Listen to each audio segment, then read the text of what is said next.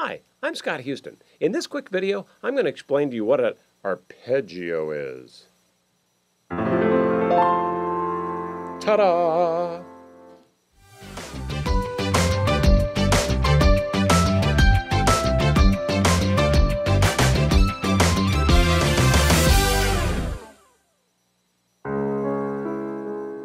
Hello, dear students. Today we're going to be discussing arpeggios. All right. Now, why was I playing that? Because those were arpeggios, all right? Here's the quick definition of what an arpeggio is. It's just a chord. It's some chord that you're playing and some voicing, however you want to do it. It's the notes of a chord not played all at the same time.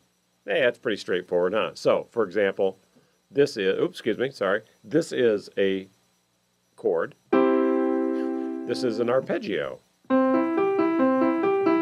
Now, an arpeggio can go up. An arpeggio could go down. An arpeggio could go up and down. They could be played together. I mean, my point is, that's really, an arpeggio is just some pattern that you're playing of chord tones. Just not playing them all at the same time. Now, why would somebody do that? Well, there are some instruments that can't play two notes at the same time. We're kind of lucky playing piano, but, if a trumpet player wanted to kind of give the impression of an arpeggio or some other instrument that's only a single note instrument, they could arpeggiate the notes in a chord very quickly, and it kind of gives the impression of the chord, right? Now, okay, now we know what it is, big deal. Why do we want to know what it is? And that's because, ta-da! There's a lot of fun stuff you can do with arpeggios in all these non-classical styles that I play. Here's just a couple. One, arpeggios end up giving you kind of, fuel for playing interesting bass lines. Let me show you one. So say you're playing a blues tune that just has C, F, and G in it, right? So you've got a C chord, an F chord, and a G chord. Well, if you move down an octave and instead of playing the chords like this, which may sound a little muddy, right? Instead of doing it that way, instead, you may want to play the notes separated, in other words, an arpeggio. So play the, right? When it's time to move to the F chord, well, to do it even more interesting, how about this little pattern, a little rhythmic pattern? Right? Or this one. Yeah, that works.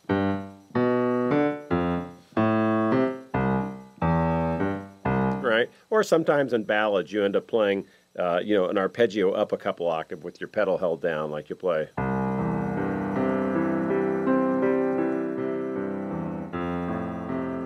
I'm just playing an F chord back to a C chord. Right? Things like that. So by arpeggiating chords, it can give you some interest in your chord playing that typically happens in your left hand. Now, moving on to the right hand, what ends up happening, arpeggios are very much a basic building block, or they're a basic, phonetic building block of kind of the vocabulary of jazz, of playing jazz improvisational lines. When you start improvising, you end up playing a lot of arpeggios, because a lot of what you're playing when you improvise, you've got to play over the certain chord that you're on, and instead of just running scales up and down, when you're playing these patterns, lots of times those patterns involve a lot of arpeggios. So, for example, if I'm playing this is going to sound corny because I'm just going to play a root position chord, but playing a C7 chord there, if I'm improvising over that, I'm probably not just going to play the scale that goes with it. Instead, if I play some sort of a arpeggiated pattern, it'll sound a lot more interesting if I,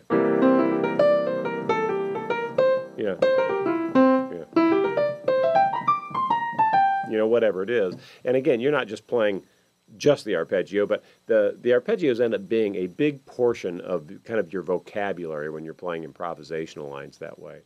Back to kind of a more basic thing, another great thing to do with arpeggios, it gives you a great way to kind of dramatically or very professionally get out of the end of a tune, use it as an ending. And what I mean by that is, say you're getting to the end of a tune, and say you're at the end of a tune, and it's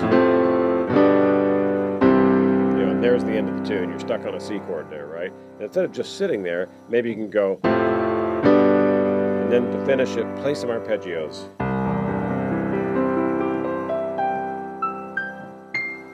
Now I know I played off the end there. I just went one more octave higher with the C chord there. But see what I mean? That's how, you know. It's kind of a nice way to end a tune, right? Now, a hot tip when you're doing that, it's kind of important. You got to really sell it, right? So if you're doing a big arpeggio, you're finishing it up, say you're going, you know. All I did was move to the F chord, now to the G chord, and back to the C chord for the big finale. Yeah. Now I'd probably be up a couple octaves, but hold it, you know, look serious, get your hands serious, and then, you know, at the very end, you gotta get kind of a pained expression on your face. Then you do this with your hands, and then you're, and then you get kind of an anguished look on your face. There's a kind of a pregnant pause after you lift your hands, and everyone will start clapping for you. You know, you gotta sell it, baby. You gotta sell it. So anyway, all kidding aside, arpeggios are really very much a handy tool to have in your tool belt as you're just playing in all of our styles. You use it a lot in a lot of different patterns, and now there's no mystery in your mind what an arpeggio is, and even more importantly, why it's something that's cool to have in your back pocket in our styles. As always, have a great time playing piano, gang.